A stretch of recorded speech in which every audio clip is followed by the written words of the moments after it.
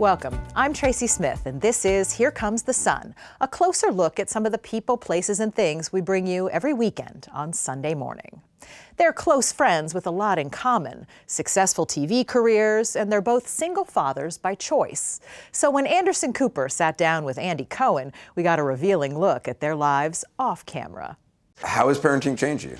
How are you different? I think it's changed me in every way. I think my priorities have completely shifted. I think my sense of accomplishment has totally changed. And even just getting your kids breakfast and getting them out to school. When I drop him off at school, I'm like, you did it, dude. That was a rough 2.5 hours. You did that. Later in the show, Cohen talks to Cooper about being what you might call a pop culture king. You really are in the epicenter of this pop culture, I don't know what it is, Michigas. You are in the midst of this world. It's an ecosystem that you inhabit fully and have always dreamed of inhabiting fully. From the time you were a little kid. That's one of the reasons I would be brazen enough to publish my diary.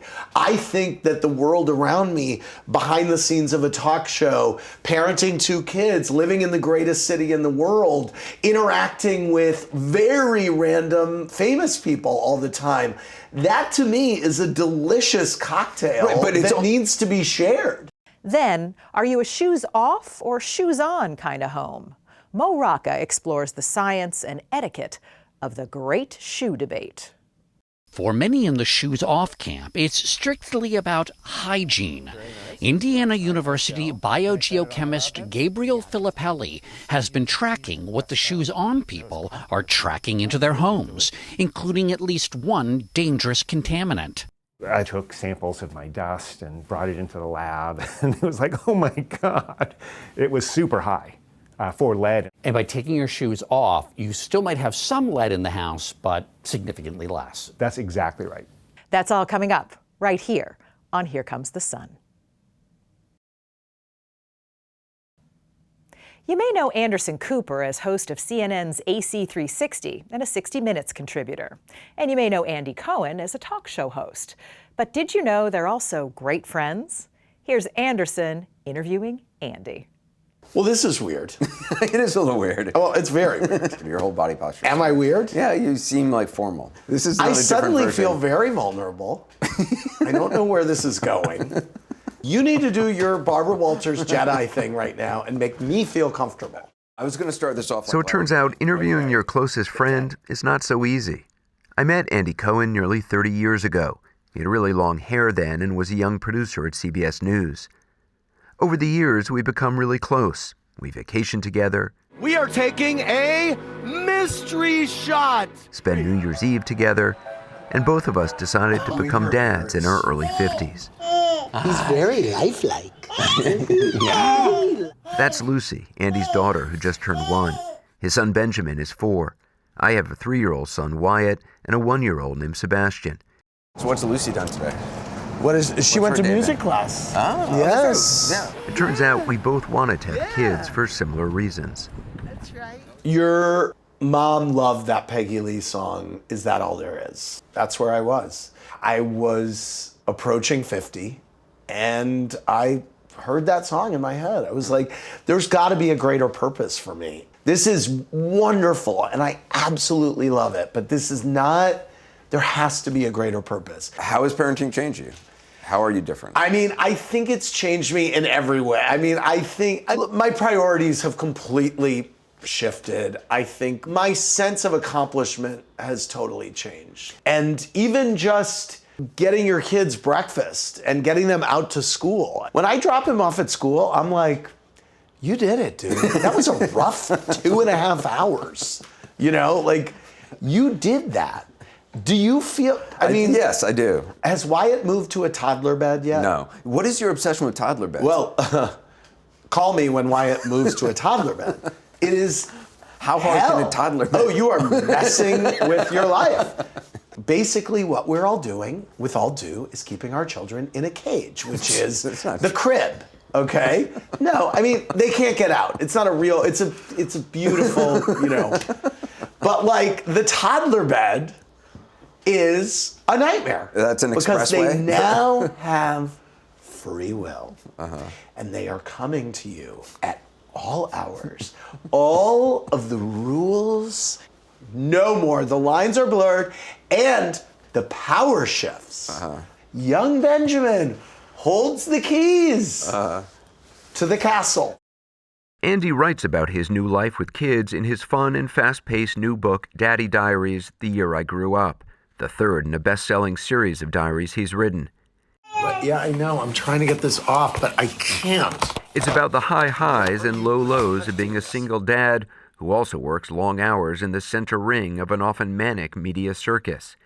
He has 2 radio channels on Sirius XM, a book imprint, This is Mariah Carey's a late-night talk show on Bravo, and he presides over the Real Housewives franchise. You said you sat in Julio Iglesias' lap. As an executive producer and host of those drama-filled reunions. I think this book is really as much a statement about pop culture in the year 2022 as it is about being a father or my life and what I did. How so? What do you mean? Well, because I think it's a reflection on how pop culture works in a weird way. The sheer number of like celebrity encounters you have it's like, oh, Meghan McCain texted me and Cher, and Jane Fonda gave me advice about raising a girl. I love dropping names. And I feel like if you're going to write a book like this that's inspired by Andy Warhol's diaries, you better be prepared to drop some names. And I think that's one of the reasons why I latch onto this format so much, because I think it's fun. When you're hosting a talk show, you're interacting with everyone who's kind of in the mix and in the zeitgeist. And I'm certainly trying to create water cooler moments that feed into that pop culture machine. There's a lot of stuff I learned about you in this book that I hadn't known. Which you subscribe to a service that emails you every morning with clippings anytime your name is mentioned? On television. Are you insane?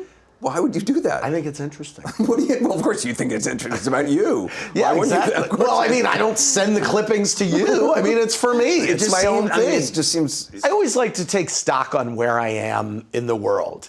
You say, I can't believe how much my life has changed, how much I'm building for my family's future. It's a heaviness I've never felt, but also a sense of sureness that feels good. What is the heaviness?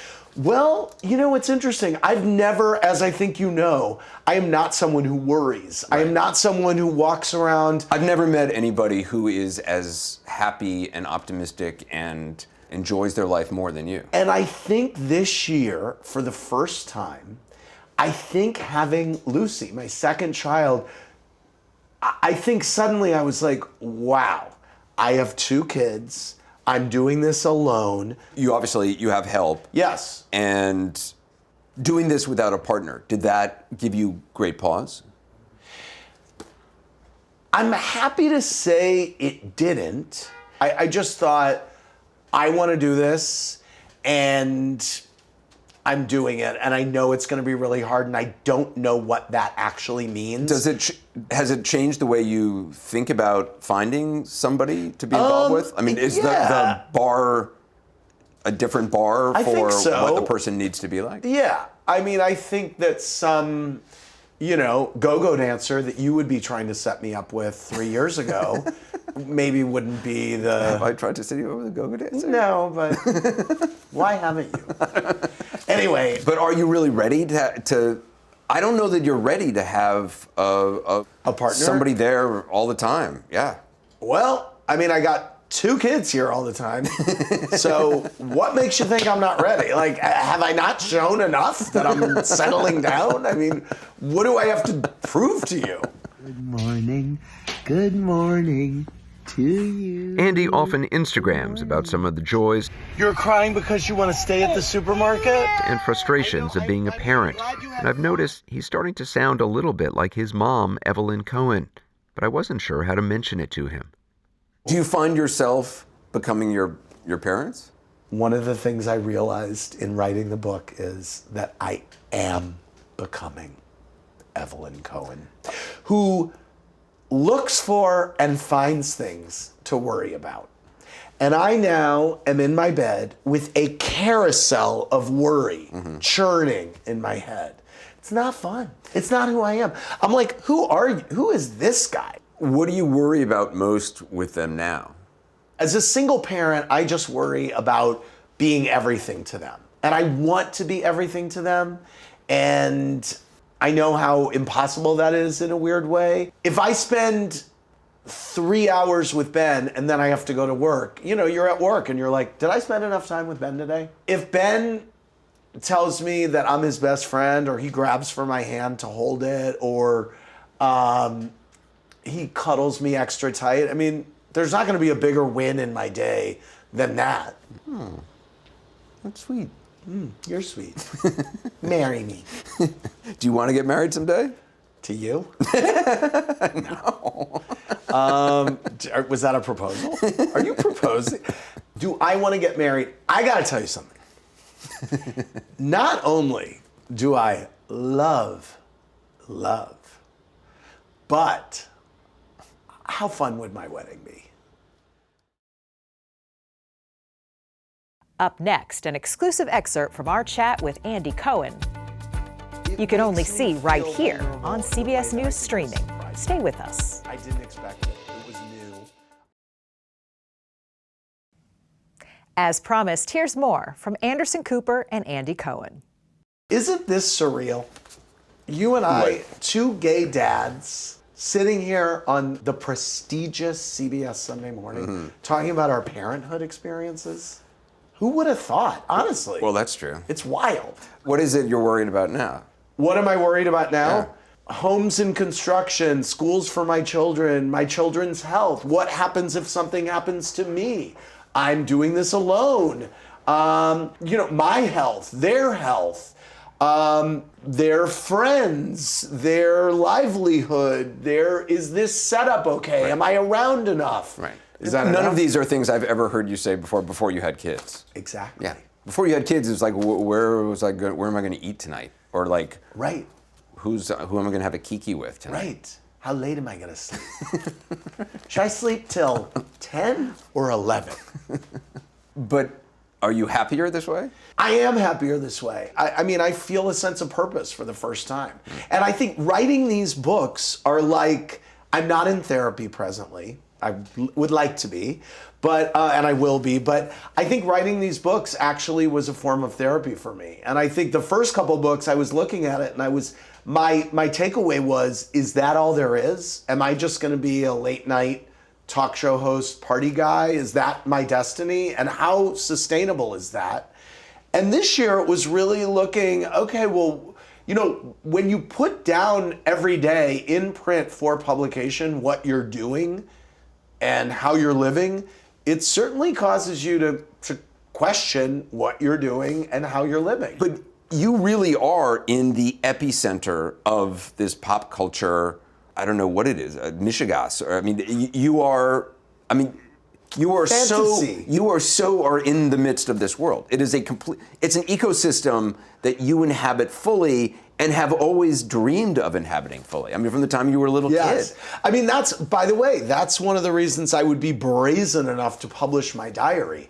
I think that the world around me, behind the scenes of a talk show, parenting 2 kids, living in the greatest city in the world, interacting with very random famous people all the time, that to me is a delicious cocktail that needs to be shared. But it's only because, but you could say that about my life as well, but I would not publish my diary because it's really boring and probably depressing. It's probably like full of self-doubt. That's on you, babe. Mine isn't, okay? Mine is a light, Well, frothy... I know, but that's what's fascinating about your life. Like, you are living this life that you always dreamed of. I am. Getting famous when you're already an adult and having the axis of the world shift around you is a fascinating thing. Yeah. And you're always giving me crap saying, oh, you love being famous. Guess what? I love being able to get into restaurants that I couldn't ever get into. That's your number one thing to you. It is. That's the number one thing. And you know what else?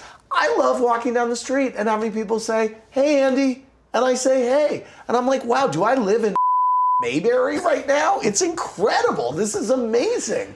I love this. But it is. I think it's interesting, and I think I enjoy seeing you enjoying the life you have so much. Thank you. Once you become a parent and you're a gay parent, you do realize how few there are and how difficult the process is and how expensive the process is. Even in the village of the most progressive city in the country, you have to find your community. And you write about this in the book. When you go to schools and look at schools or go to mixers where there are the parents of all the kids in your child's class, you're pretty much the only gay one or the only gay single person. Yeah, I'm the only single parent at Ben's school, and I'm the only gay parent at Ben's school. Yeah. And you feel that. You notice that. I do feel it. It's funny. I think I talk about the year I grew up, and there's a self-consciousness about that I've never felt before. And there's a vulnerability that I've never felt before walking into that space as... Seeing all those other parents who are straight, who are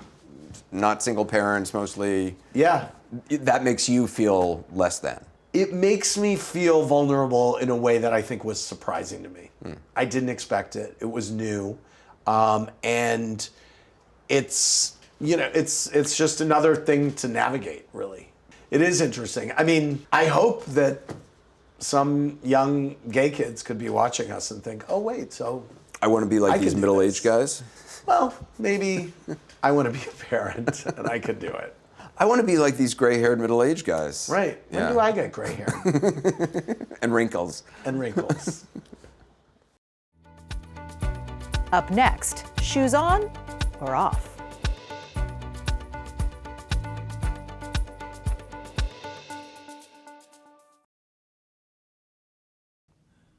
Welcome back. We now bring you Mo Rocca, who puts the shoe on the other foot, so to speak, taking a look at both sides of the polarizing debate, shoes on or off inside the house. What are we getting on the bottoms of our shoes? Okay, right now, some dirt, grass, weeds, spores, maybe some manure. When it comes to the great shoes on, shoes off debate, and you're okay with all of that going into your home. Mo, my dog, was just rolling in a dead animal. I'm good.